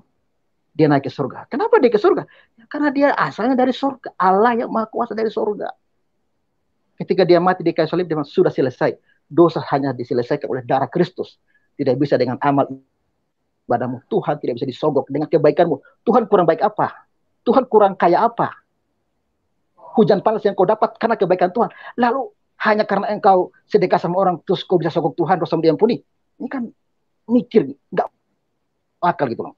Tetapi Yesus mengerjakan penebusan itu, lalu naik ke surga. Dan dia berkata, aku akan datang kembali. Aku pergi ke surga menyiapkan tempat bagimu. Saya lebih percaya kepada orang yang dari surga ketimbang kepada orang yang mengaku-ngaku mendapat firman Tuhan. Saya percaya Pak Tamparagi lebih percaya saya kalau saya ajak NTT. Karena saya asli orang NTT. Daripada orang Jawa yang ajak Pak Tamparagi, pasti nggak mau. Itulah surga. Yesus dari surga mengajak kita. Kalau kau percaya, dosamu diampuni. Selesai. Dan orang yang percaya, ini sering juga orang kabur-kaburkan. Oh iya, kan sudah percaya Yesus bebas dong berbuat dosa. Hei, Bahlul. Engkau percaya Yesus, Roh Kudus akan bekerja, akan menuntun hidupmu lebih baik. Bukan supaya Anda selamat, tidak. Karena ada Roh Kudus akan menuntun orang lebih baik, semakin serupa dengan Tuhan. Jadi kalau ada orang Kristen yang percaya Yesus mengaku, tetapi mabuk tiap hari, judi tiap hari, perempuan tiap hari, tidak ada pertobatan, itu percaya kosong. Kalau orang yang percaya Yesus, saya tahu saya teman Allah, akan mengubahkan hidup orang itu menjadi baik. Paulus penjahat, pembunuh, ketika percaya Yesus diubahkan menjadi seorang hamba Tuhan yang luar biasa. Jadi tuduhan-tuduhan yang konyol yang mengatakan orang yang percaya Yesus bebas berbuat dosa lalu selamat, itu tuduhan-tuduhan yang tidak berdasarkan Alkitab, hanya berdasarkan pikiran mereka yang jelek tentang kekristenan. Ya, itulah alasan saya kenapa menyebarkan video itu supaya orang-orang yang Kristen yang beranjak mau pindah ke tempat lain itu sadar. Sedangkan Al-Quran pun mengatakan, percayalah kepada Injil, percayalah kepada Zabur, percayalah kepada Taurat. Menurut Muhammad KC, makanya saya katakan, kalau ini benar, ya bertobatlah. Tetapi kalau ini tidak benar, kasih dalilnya. Kira-kira begitu, Pak. Oke. Wow, mantap. Ya, teman-teman bisa lihat Pak Pavel ya. Dia menghadapi tuntutan hukum, tapi masih memberitakan Injil. Wow. Dan Pak Pavel nggak buta huruf, buta hukum ya Pak ya? Berarti Bapak umi juga dong Pak? Kayak Nabi juga. Iya, saya buta. Iya, buta hukum saya Pak. Buat teman-teman yang suka sama yang umi-umi gitu, nih Pavel 88 nih umi nih. Nggak ngerti hukum ya Pak? Tapi masih memberitakan Injil. Oke. Sepertinya Pak Muhammad KC ada kesulitan untuk bergabung sama kita, tapi saya update aja. Pak Muhammad KC itu tinggalnya di dekat ya di Jabodetabek lah, dan dia hari ini nggak bisa pulang karena di rumahnya itu ada orang yang lagi nungguin gitu. Kita juga nggak tahu itu siapa. Sebenarnya saya mau ngajak live, cuma dia bilang tadi dia di hotel dan itu signalnya kurang bagus. Nah, saya juga tadi ngobrol dengan Pak Pavel juga, kita nggak tahu kedepannya seperti apa yang akan terjadi dengan Pak Pavel dan Pak Muhammad KC, saya nggak tahu. Tapi yang pasti ini kita harus bersiap-siap untuk menghadapi gugatan hukum, kan Pak Pavel sama Pak Muhammad KC harus menghadapi gugatan hukum. Makanya tadi saya minta rekening Pak Pavel dan juga Pak Muhammad KC, tapi saya pikir karena ini berdua, saya minta dengan rekening Pak Pavel aja untuk dicantumkan di bawah di deskripsi video ini, di posting di pertama buat teman-teman siapa yang mau mendukung support Pak Pavel dan juga support Pak Muhammad KC untuk menghadapi ya keadaan begini. Soalnya kita tahu seperti ini, seperti tadi yang Pak Muhammad KC juga ngobrol sama saya juga bingung mesti gimana. Jadi dia lagi nggak bisa pulang gitu intinya. Dia nggak tahu mesti kemana juga sekarang ini. Ya, buat teman-teman yang merasa tergerak, silakan itu ada nomor rekening di bawah video ini, silakan dukung mereka. Oke, itu langsung rekening Pak Pavel, nanti Pak Pavel yang akan diskusi, yang akan support ke Pak Muhammad KC, karena saya juga tidak akan membuka siapa Pak Muhammad KC dan di mana dia berada. Gitu. Karena dia ya dekat sini sih, dekat-dekat gitu, dekat daerah Jabodetabek lah. Ya, dan itu ya cukup bahaya. Gitu. Jadi saya close, yang akan saya buka adalah bisa hubungi Pak Pavel 88. Dan juga channelnya Pavel 88 saya sudah taruh linknya di bawah video ini buat teman-teman yang belum tahu, yang mau subscribe silakan subscribe. Sekalian iklan Pak, numpang Pak. Ada yang mau lewat gitu. Oke, ya. Siap. Nah, oke. Jadi ada yang mau ditambahkan lagi Pak Verbum Veritatis atau Pak Alex untuk teman-teman yang lain? Soalnya banyak dengan kejadian ini juga banyak teman-teman yang lain ya, yang Kristuber lain juga ngomong sama saya, ini jadinya gimana nih, dikit-dikit dilaporin, maksudnya apa gitu. Buat teman-teman mungkin bisa kasih masukan buat teman-teman Kristuber yang lain gimana Pak? Silakan. Saya dulu. Boleh Pak Verbum dulu. Boleh. Untuk Pak Pavel, kami mendoakan Bapak, ya kami mendoakan Bapak, dan saya akan menginstruksikan kepada segenap sivitas akademika STTU Peritas Batam untuk mendoakan Bapak, menjadikannya sebagai salah satu pokok doa rutin mulai dari malam ini dan seterusnya. Dan jika ada bantuan-bantuan tertentu yang Bapak butuhkan, silakan kontak saya. Saya kira Bapak sudah pernah WhatsApp saya ya? Pernah Pak. Ya, nomor saya sudah ada di Bapak, silakan kontak saya. Jadi kita bisa bicara secara personal melalui WhatsApp atau melalui telepon. Dan saya hanya ingin bilang bahwa untuk percaya kepada Yesus itu tidak membutuhkan harga apapun. Untuk diselamatkan tidak membutuhkan harga apapun. Tapi mengikut Yesus itu mempertaruhkan segala-galanya. To believe in Jesus cost nothing, but to follow Jesus cost everything. Jadi tetap kuat di dalam Tuhan, dan jika Tuhan berkenan, Bapak akan ditolong untuk bebas dari masalah ini. Tapi kalaupun Tuhan mengizinkan untuk Bapak mengalami sesuatu yang buruk terkait dengan pelayanan penginjilan Bapak, maka terima itu sebagai satu anugerah dari Tuhan untuk menderita bagi Kristus, karena kita dipanggil bukan hanya untuk diselamatkan, tapi juga menderita bersama-sama dengan Dia. Amin, amin. Itu untuk Bapak Pavel. Untuk semua orang Kristen, sudah saatnya kita tidak lagi berdiam diri ketika kekristenan mengalami ketidakadilan. Kita akan memberikan dukungan penuh kepada Pak Pavel dan juga Pak Muhammad Kaci yang sedang dijerat dengan masalah hukum terkait dengan pelayanan mereka sebagai orang-orang Kristen. Sebab ketidakadilan yang dibiarkan terus juga adalah sebuah kesalahan. Jadi saya berharap supaya semua orang Kristen, apapun yang saudara bisa lakukan, saya berharap saudara memberikan dukungan penuh kepada para hamba Tuhan, para pelayan, para apologet Kristen yang hari ini menaruh hidup mereka di garis depan dengan mengabaikan segala kenyamanan dunia ini demi pemberitaan Injil Tuhan Yesus Kristus di Nusantara ini.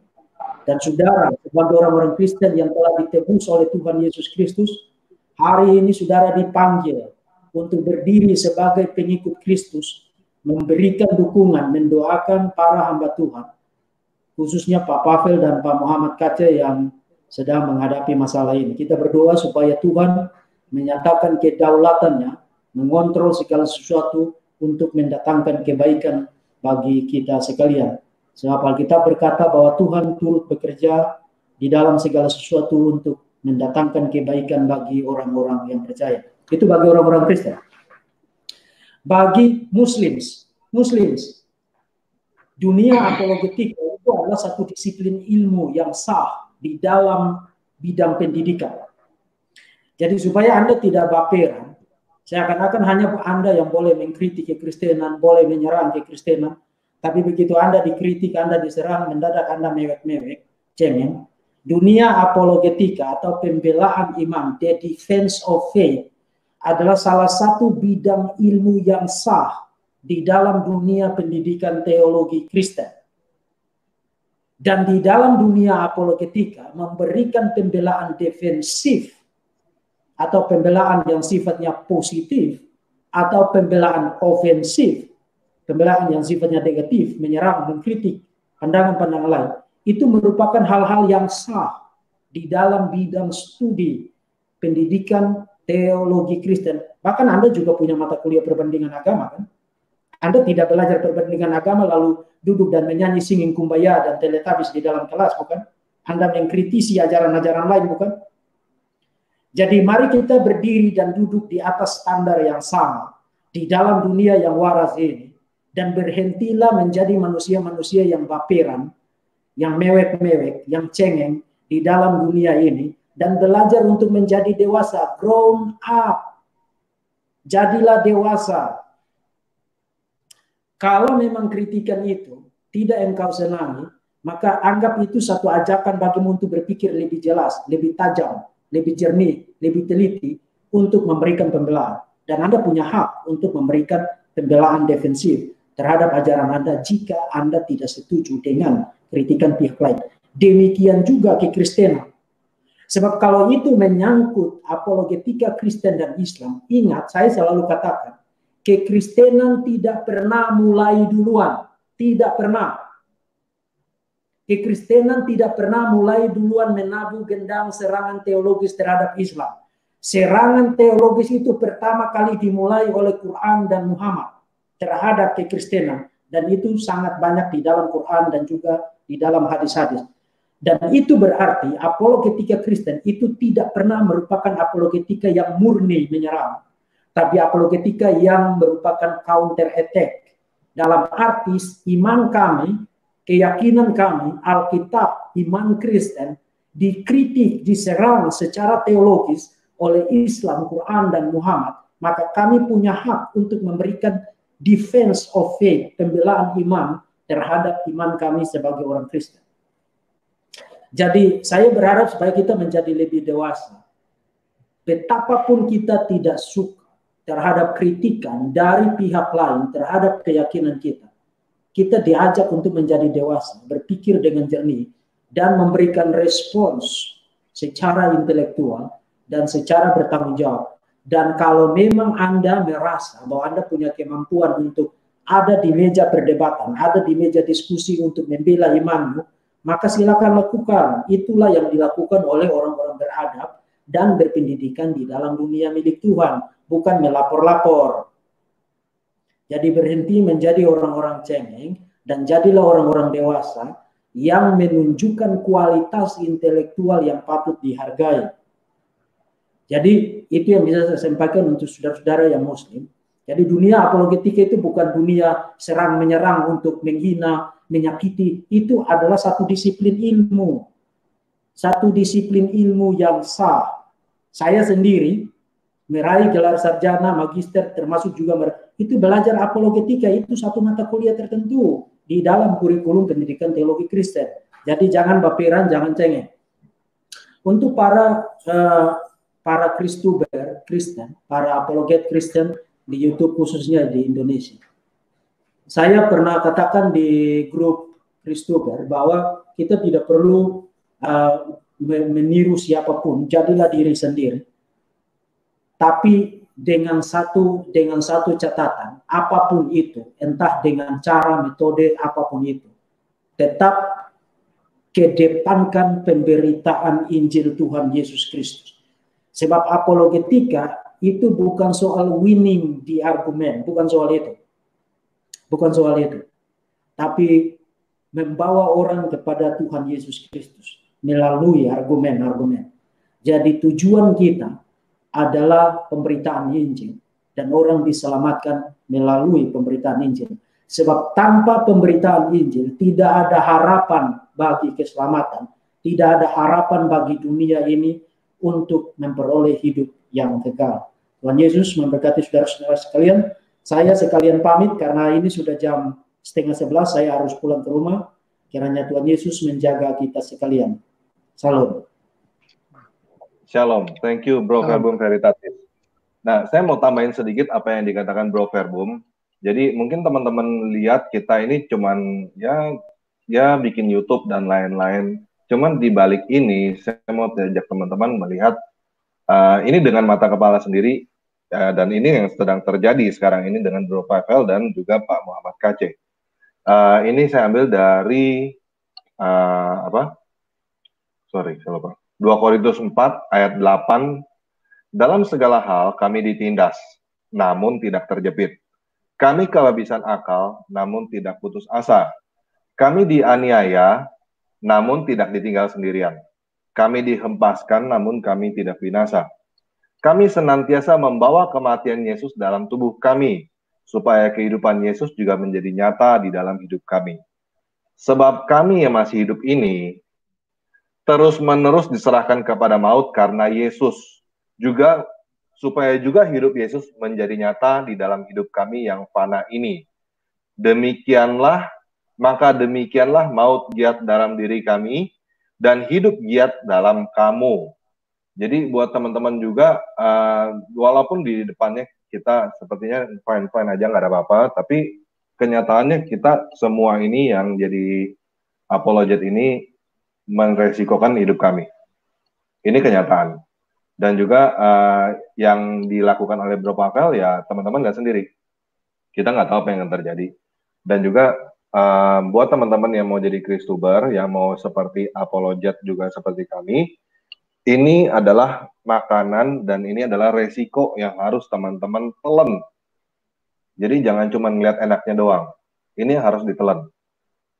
Yaitu kehidupan kita bawa kematian lah gitu. Kita bisa kapanpun juga ditembak orang kok. Ya, dan itu kita harus siap. Oke, silakan Bro Alex. Mau tambahin apa Bro Alex? Iya, jadi kalau saya seperti yang saya bilang tadi ya, mungkin NTT itu mirip-mirip Manado lah. Makanya sih buat Bro Pavel juga jangan terlalu takut juga. Firman Tuhan berkata, seperti aku menyertai Musa, begitu juga aku akan menyertai engkau. Aku akan menggenggam erat tangan kananmu. Amin, amin. Itu pasti saya percaya dan yakin akan terjadi dengan Bro, dan Yesus akan menyertai Bro, akan genggam erat tangan kanan kamu, Bro. Amin, amin. Dan di sini saya sebagai orang Manado, saya mau bicara pakai bahasa Manado, Bro. Kita orang Manado pasti dukung Pangana. Sekali lagi, Amin. kita dan semua orang Manado pasti dukung Pangana dalam Tuhan. Percayalah, orang Manado selalu mengasihi dan mendukung sesama penyebar kebenaran firman Tuhan. Dan orang Manado kalau untuk satu hal ini tidak akan pernah mundur. Saya percaya buat seluruh subscriber saya di luar sana yang orang Manado, mari kita bersatu, persatukan hati untuk bantu dukung Bro Pavel dalam doa dan juga dukungan dalam bentuk apapun itu entah. Dan buat aparat polisi di NTT, saya berharap kalian jauh lebih pintar dengan aparat polisi yang dulu sempat penjarakan Pak Ahok. Saya berharap kalian jauh lebih bijak melihat masalah ini dan jangan pernah takut dengan tekanan, tetapi utamakan kebenaran. Ya, utamakan kebenaran sekali lagi. Dan buat semua YouTuber Kristen, mungkin ini resiko kita harus menghadapi ini, emang seperti ini, dan tabiat para keledai liar memang seperti itu. Kalau sudah kalah jurus terakhir main lapor, itu sudah kebiasaan. Walaupun kita tahu itu tidak akan terjadi dengan orang-orang seperti Yahya Waloni, Abdul Somad, banyak lagi. Itu yang bilang Yesus bani berkolor, ya. Si setan itu katanya.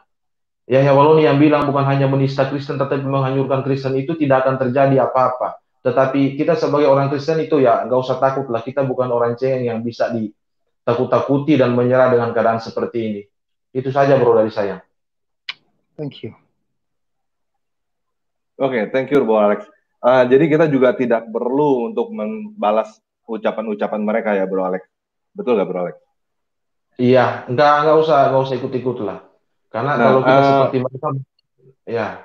Berhubungan dengan ini juga, kita kan banyak juga followers ya, subscribers ya Bro Alex.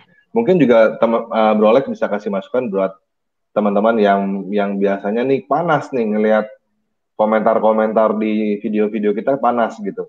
Mungkin ada yang mereka mencaci balik gitu. Mungkin Bro Alex bisa kasih masukan buat mereka. Maksudnya bagaimana?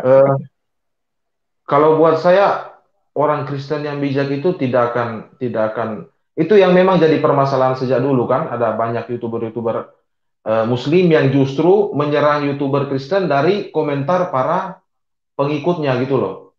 Karena ada pengikut kita yang justru masuk ke channel mereka, maki-maki dan sebagainya. Itu yang saya mau bilang buat seluruh YouTube penonton-penonton kita yang beragama Kristen, jangan pernah memberikan komen-komen yang justru menunjukkan bahwa kita itu lemah, kita itu tidak dewasa, dan kita tidak pernah bertumbuh dalam iman. Karena hanya orang yang tidak beriman yang menyikapi semua hal dengan kepala panas. Ya, kalau bisa dibilang harusnya setiap orang Kristen harus melihat setiap masalah itu dengan kepala dingin. Ya sudah, kalau mereka main-main dengan cara maki-maki sebagainya, menghina Tuhan Yesus, balas saja dengan senyuman, balas saja dengan canda-candaan yang bisa bikin mereka malah menyerah sendiri. Segitu aja, Bro. Oke. Thank you, Bro. Bro pengajar Kristen, ada masukan lagi untuk Bro Pavel dan juga mungkin Pak Muhammad Kace yang nggak bisa hadir sekarang ini. Silakan, Bro. Ya, untuk Pak Pavel itu ibaratnya nanti pasti ada panggilan dari Polda apa Polres nanti ya Pak ya. Ya hadapi aja dengan tenang gitu Pak. Nanti dibantu dari belakang kan? Gitu ya, Pak. Ya. Jadi intinya niatnya itu kita menunjukkan di penyidik bahwa niat kita itu baik gitu Pak. Bukan untuk menyerang, ofensif tapi defensif begitu. Iya Pak, ya Pak. Jadi istilahnya mens rea, dalam istilah hukum itu mens rea itu kita sebagai orang yang membela diri, bukan sebagai penyerang begitu. Istilah hukumnya itu begitu. Jadi Bapak nanti harus urutkan kronologinya bahwa itu adalah respon, reaksi, bukan aksi ya Pak ya. Ya, jadi Pak, apa yang Bapak lakukan dengan Pak Muhammad Kace itu sebagai reaksi. Ya, jadi orang nanti makanya sebenarnya kalau kemarin Bapak itu harus juga mengutip dari Yahya Waloni juga supaya itu nampak sebagai reaksi, Pak. Mungkin Bapak waktu itu enggak ya, Pak ya? Enggak sempat lagi, Enggak karena ada. memang dalam videonya Pak Muhammad KC sudah menyebutkan nama-nama mereka yang selama ini menyerang kekristenan dengan cara yang tidak etis lah begitu. Jadi menurut saya ya sudahlah, itu aja sebagai sekalian tangkapan kepada mereka supaya mereka bisa menjawab ini begitu. Ya, jadi intinya dalam pemeriksaan nanti Bapak dan Pak KC itu harus menunjukkan bahwa ini sebagai suatu reaksi gitu loh, bukan aksi. Nah, jadi kan nanti mereka kan menuduh Bapak beraksi kan, tapi ini sebenarnya sebagai suatu reaksi begitu. Makanya sebenarnya teknisnya kemarin itu Bapak memang sama Pak KC harus mengutip atau mencuplik gitu yang video-videonya Yahya, jadi semacam aksi reaksi begitu kan Pak. Nah, tapi ini jadi kesannya yaitu mereka yang victim begitu, padahal kita yang victim begitu kan. Mereka yang korban, padahal kita yang korban. Ini adalah pembelaan diri atau reaksi begitu. Jadi gitu aja Pak, kooperatif dengan penyidik, kooperatif dengan polisi, tapi ya itu intinya kita tetap teguh bahwa ini sebagai reaksi bukan aksi begitu. Begitu saja Pak. Iya siap, makasih Pak. Thank you. Oke, makasih pengacara Kristen. Bentar ya. Oke, guys, jadi seperti yang saya katakan, kita nggak tahu apa yang terjadi ke depannya. Saya berharap teman-teman bisa bantu Pavel 88 dan juga Muhammad KC. Saya terus terang sebelum saya mulai ini ada beberapa teman yang bilang saya, udah deh mendingan nggak usah diangkat, kita diem-diem aja supaya mereka juga tenang-tenang aja gitu, supaya ini just let go gitu, diemin aja ntar juga hilang sendiri. Terus terang saya sangat tidak setuju dengan hal itu, karena menurut saya ini adalah waktunya kita strike back gitu. Waktunya kita harus mulai berani ngomong. Nah, seperti hal-hal seperti ini juga udah berkali-kali lah, kan teman-teman nggak bisa diem aja, terus udah gitu koar-koar di depan-depan, oh pemerintah gini, pemerintah gitu, oh hukumnya gini, hukumnya begitu. Kalau misalnya teman-teman nggak suka, ayo strike back gitu, ayo kita lawan. Lawannya bukan dengan pedang ya maksud saya, lawannya dengan hukum yang beneran gitu. Kekuatan kita bukan di situ. Jadi seperti ini, yang menurut saya, ini kita harus mulai, kalau bisa, mulai serang balik gitu. Kita tuntut hukum itu, undang-undang ITE itu, untuk dibawa ke Mahkamah Konstitusi, untuk dites apakah hukum itu benar-benar fair, bukan cuma hukum karet yang buat kayak begini nih, dikit-dikit penistaan. Jadi kayak playing victim begitu. Ini udah waktunya kita mulai berbicara gitu. Kalau misalnya kita yang Kristen diem aja, mau gimana? Ngerti ya maksudnya ya? Saatnya kita harus do something gitu. Nah, makanya saya berharap teman-teman dalam kasus ini, teman-teman bisa dukung Pavel 88 dan juga Muhammad KC. Mereka harus ada lawyer. Dan saya berharap Pavel 88 jangan terima ini begitu aja. Juga bukan tuntut mereka, saya nggak berharap Pavel 88 seperti tadi, maksudnya tuntut balik dalam hal nuntut balik mereka yang melaporkan sebagai pencemaran nama baik. Bukan itu yang saya harapkan. Saya harapkan adalah kita striking di undang-undangnya ini, supaya nggak terjadi lagi dengan yang lain-lainnya lagi, supaya nggak ada seperti Pak Ahok lagi, seperti Pak Saifuddin lagi, Pak Daud Ali lagi, yang semuanya kita terus yang kena, dan juga kita nggak bisa nggak ngapa-ngapain, cuma sedikit-dikit kayak ini aja gitu. Dan saya berharap teman-teman mulai sekarang udah nggak usah takut gitu. Ini kita harus lawan. Soalnya kita nggak lawan, mereka nyerang kok. Kita mau nggak lawan, mereka nyerang. Dan seperti yang saya katakan dalam sebelumnya, memang itu kapanpun juga namanya Islam itu bisa menjadi radikal. Karena di dalam ajaran mereka, tertulis di dalam Al-Quran begitu, pancunglah batang leher mereka. Jadi kita mau memberitakan Injil, mau berbuat sesuatu, mau mendukung, mau fight back, mau membuat negara ini aman tentram, sebelum kejadian itu kerusuhan lagi, atau mau kita baru berbuat sesuatu setelah kerusuhan. Kita udah pernah ngalamin sebelum-sebelumnya, dan terakhir 98 terus ada lagi bom ini, bom itu, bom ini, bom itu. Jangan diem aja.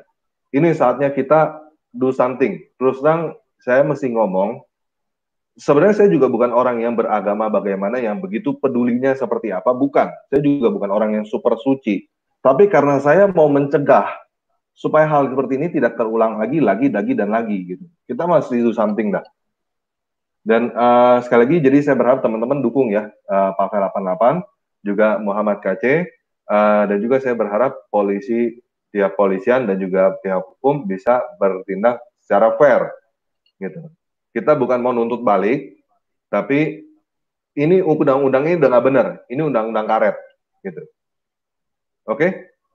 Mungkin Bro Pavel bisa berikan closing statement, silakan Pak. Ya, saya hanya mau katakan bahwa jangan takut ya. Saya dari dulu percaya bahwa penguasa, pengontrol dunia ini adalah Tuhan yang saya sembah. Sehelai rambutmu tidak akan jatuh tanpa seizinku. Kekuatan apapun tidak bisa melawan kekuatan Tuhan. Itu yang saya yakini, bahkan saya berani merantau ke beberapa daerah yang katanya ekstrim, tetapi sampai hari ini saya masih terpelihara karena pertolongan Tuhan. Karena itu yang saya yakini bahwa Tuhan penguasa alam semesta ini, penguasa saya, ya dia yang menciptakan saya, dia sudah tahu masa depan saya, dia sudah tahu saya akan kemana, dia itu maha tahu. Jadi, kalaupun saya harus melewati lembah kekelaman, saya percaya gadanya, tongkatnya akan menopang saya. Dan kalau sekalipun hal yang terburuk, saya harus berakhir ya dalam memberitakan Injil, ya kematian adalah jalan untuk kita bisa berjumpa dengan Tuhan Yesus di surga. Selama kita masih ingin hidup di dunia, ya kita mencintai dunia dan tidak mencintai Tuhan. Ini saya juga bukan mau mengajarkan saudara untuk tidak berhikmat. Tidak berhikmat lalu sembarangan, tidak. Tetap bertanggung jawab dengan hidup yang Tuhan kasih. Dan apa yang saya lakukan, mengirim video itu adalah saya melakukan dengan sadar, tanpa pengaruh siapapun, dan saya pun tidak kenal siapa Muhammad KC. Saya pun tidak pernah kontak dia. Terakhir, tadi saya komunikasi dengan dia karena Tamparagi yang menghubungi kami. Sehingga saya bersama Tamparagi ngobrol dengan dia. Jadi, untuk saya ya, hiduplah dengan bertanggung jawab sebagai anak Tuhan. Kalau memang Anda yakin ini adalah kebenaran, lakukan saja. Kalaupun kebenaran itu harus diabaikan atau dipelintir-pelintir, percayalah. Seperti khotbah hari Minggu, saya ada Tuhan yang berkuasa, yang mengontrol segala sesuatu. Jadi kalau dia membuka, tidak ada yang bisa menutup. Tapi kalau dia menutup, tidak ada pun yang dapat bisa membukanya. Jangan takut kepada siapapun yang terjunlah dengan tujuan yang mulia. Saya hanya ingin memberitakan Injil. Saya awal membangun channel ini, video pertama saya adalah renungan firman Tuhan. Saya sampaikan. Saya pun tidak pernah bermimpi bahwa channel ini akan hampir saat ini, sebelum kasus ini pun, sudah hampir, sudah 97.000. Saya pun tidak pernah bermimpi, siapa saya? Orang JT kampung, pelayanan pun jemaatnya saat ini cuma 7-8 kakak. Bagaimana? Saya murni saya bilang, Tuhan, saya hanya pengen membagi ini. Ya, kalaupun dalam video saya ada mungkin hal-hal yang salah menurut teman-teman sudah mengoreksi saya juga memberi diri untuk Kristen, saya sudah mengoreksi itu juga. Dan yang saya lakukan saat ini yang dilaporkan, lakukan dengan sadar, tanpa tekanan, tanpa pengaruh apapun, dan tujuan saya satu, supaya orang Kristen, jangan kau tinggalkan Kristus, kau binasa. Dan orang yang sedang meninggalkan Kristus, dengar video itu, renungkan ulang, mungkin saja Anda bisa kembali kepada Kristus. Karena jalan keselamatan hanya diterangkan oleh Taurat, oleh Mazmur, oleh Injil. Yesuslah Kristus, Tuhan dan Juru Selamat. Jangan takut, tetap tegar, tetap kuat. Tuhan Yesus mengasihi, memberkatimu, dan tidak akan pernah meninggalkanmu. Salam. Iya. Nah, berhubung dengan ngomong itu juga Pak, saya jadi teringat nih. buat teman-teman muslim yang begitu bangganya dengan jihad, dengan menyebarkan agama, dengan membunuh orang lain, kamu lihatlah, kita menyebarkan agama bukan dengan membunuh orang lain, tapi dengan dibunuh oleh orang lain. Itu bedanya. Kita kasih nyawa, bukan kita membunuh nyawa orang lain. Betul ya, Pak Pavel? Siap. Buat teman-teman Kristubar juga, buat teman-teman yang mau bergabung dengan YouTube, jadi apologet, jadi penginjil, beranilah. Udah saatnya kita berani. Kalau memang harus korbanin nyawa. Itu juga yang saya waktu itu pernah katakan, ada saatnya. Nanti ada saatnya. Saya juga akan muncul kok. Tenang aja, belum waktunya sekarang. Oke? Puji Tuhan. Iya, saya sedikit lagi ya. Saya pernah mendengarkan kata-kata teman, dia bilang nyawa manusia itu tidak sembarangan. Ya, jadi manusia itu tidak akan sembarang mati. Manusia itu hanya akan mati kalau Tuhan mencabut nyawanya. Jadi lihat saja orang yang sudah mau bunuh diri tapi tidak mati. Orang sudah celaka parah tapi tidak mati.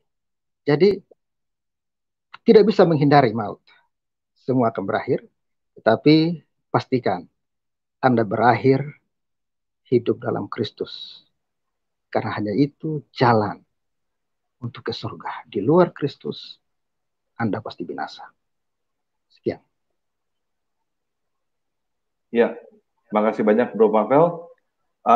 Jadi guys, hari ini kita nggak bisa terhubung dengan Pak Muhammad KC. Mungkin sebenarnya saya jadwalnya hari Sabtu depan untuk kesaksian Pak Muhammad KC. Judulnya Membongkar Kitab Kuning sebenarnya. Cuman karena kejadiannya kali ini, saya terpaksa saya harus cepetin.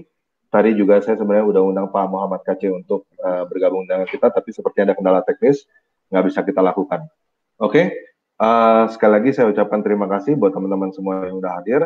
Tolong Bro Pavel dan Bro Muhammad KC tolong didukung.